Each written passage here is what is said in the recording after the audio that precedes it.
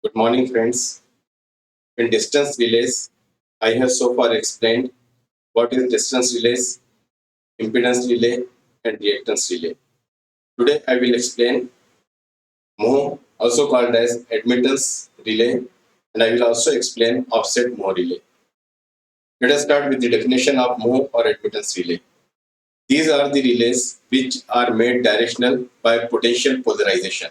Potential polarization means we are using, if it is electromechanical relay, we are adding one more winding in the relay structure. So our torque equation, which was originally K1 IR square minus K2 VR square minus K3, is modified like this for admittance relay. K1 VR IR cos theta minus tau minus K2 VR square minus K3. This is spring effect. This component is generating restraining torque. This component is generating operating torque. Now let us neglect this spring effect and check the operating condition. Operating condition will be this part should be greater than this part. So by proper substitution, we get, or by proper substitution as well as by simplification, we get YR cos theta minus tau should be greater than YN. YN is admittance setting of the relay. YR is admittance measured by the relay. Tau is maximum torque angle of the relay, and theta is the angle between voltage and current. Now this can be written like this. So we get 1 upon YR is ZR, that is impedance measured by the relay. Then this should be less than Zn, that is impedance setting of the relay, into cos theta minus tau.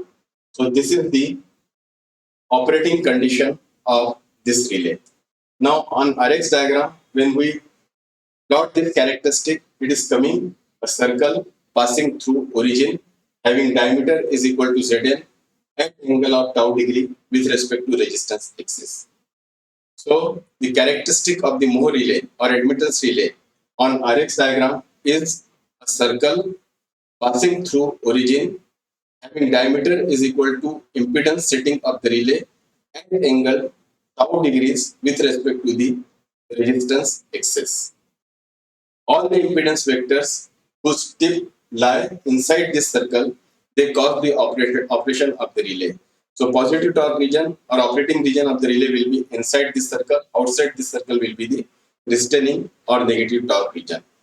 Now let us check the performance of this relay for different fault locations. To check the performance, I will refer to the same power system diagram. Sources at both the ends, 3 line sections AB, BC, and CD. As we are having source at both the ends, therefore we require relays at both the ends of the line. R2, we are checking the performance of R2 located at B. So when we have to check the performance of distance relay, we refer to the RX diagram. First, we locate the relay at origin. So if we have to check the performance of relay R2, we locate it at the origin. So it is located at point B. BC is the characteristic of the line BC. This is the characteristic of line CD. This is the characteristic of line AB. This does not mean that it is having negative resistance and reactance, but it is representing that this line is located on the other side of the relay. Next, we draw the characteristic of the relay for which we have to check the performance. Here, R2 is MHO relay or admittance relay. So, characteristic is a circle passing through origin having diameter is equal to impedance setting. This relay has impedance setting of impedance BC because it is used to protect line section BC. And it is this diameter will be at angle tau degrees with respect to the resistance axis. Next, we locate the faults. F1 is in section AB, F2 in section BC, F3 is in section CD. Now let us check the performance. Inside this circle, it is the operating region of the relay. Fault F1, outside the circle, no operation. F3, outside the circle, no operation. F2, inside the circle, so relay operates for fault F2. It means the relay is operating for the fault in its own region only. Like impedance relay and reactance relay, it is not operating for the fault in the other direction. It means this relay is inherently directional. So we need not use separate directional element. It is the biggest advantage of this MHO relay. Impedance relay and reactance relay are non-directional. So we have to use additional directional element with those relays. This relay is inherently directional, so we don't need to provide separate directional element. It is the advantage of this admittance or MHO relay. Now I will explain the characteristic of offset MHO relay. This is the characteristic of offset MHO relay. Now don't get confused this characteristic with the impedance relay, because in case of impedance relay, the circle is there and its center is at origin. The characteristic of offset MHO relay is same as the characteristic of MHO relay, but it is slightly shifted from the origin. So if you consider the previous system, relay is located at B. So we are marking this at origin, line BC, line AB. So it is protecting some part in the other direction. So some part you can say it is up to the bus bar.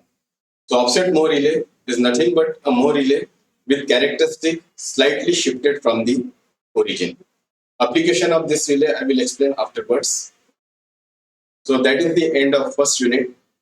In this unit, I have explained what are the faults, what are the effects of fault, what are the protections used to avoid to minimize the damage against the fault. Then I had explained different types of protections, that is primary and backup protection.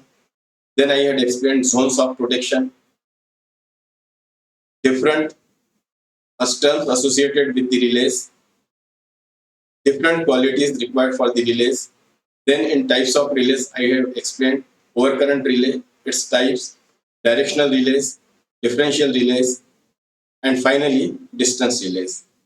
I hope these videos will be useful to you.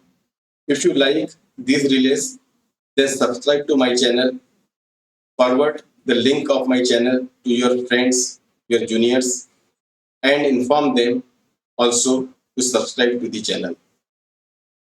Thank you.